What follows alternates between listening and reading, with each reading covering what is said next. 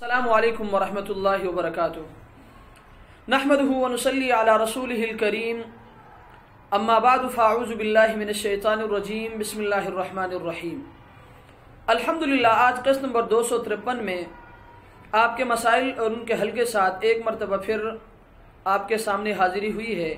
مسئلہ نمبر 1، چترال سے محترم نواز صاحب نے 2 سوالات کیے ہیں۔ ان کا پہلا سوال یہ ہے کہ جعلی سرٹیفکیٹ پر ملازمت اور اس کی آمدنی کا کیا حکم ہے؟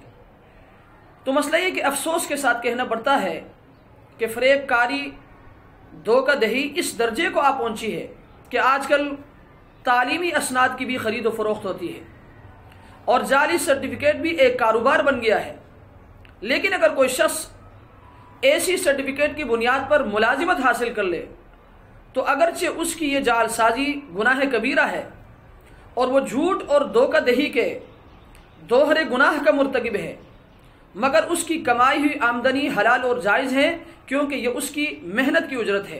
البحر الرائق جلد نمبر 8 صفحہ نمبر 19۔ ان کا دوسرا سوال یہ ہے کہ میری بیوی نے غلطی سے مجھے بائی کہہ دیا تو اس کا کیا حکم ہے؟ ان کا کہنا یہ کہ گھر میں کوئی بات چل رہی تھی تو غلطی سے اس کے منہ سے نکل گیا کہ تم میرے بھائی ہو، آئے اس صورت میں اس کے اوپر کوئی کفارہ لازم ہے یا نہیں؟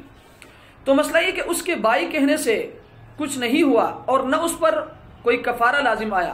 اگر اس نے قصداً یہ بات کہی تھی تو بری بات کہی، اور اگر سہون نکل گیا تھا تو معاف ہے۔ رد المحتار جلد نمبر 3 صفحہ نمبر 470۔ اللہ تبارک و تعالی ہمیں ان مسائل کو سمجھنے کی توفیق عطا فرمائے۔ وآخر دعوانا ان الحمدللہ رب العالمین۔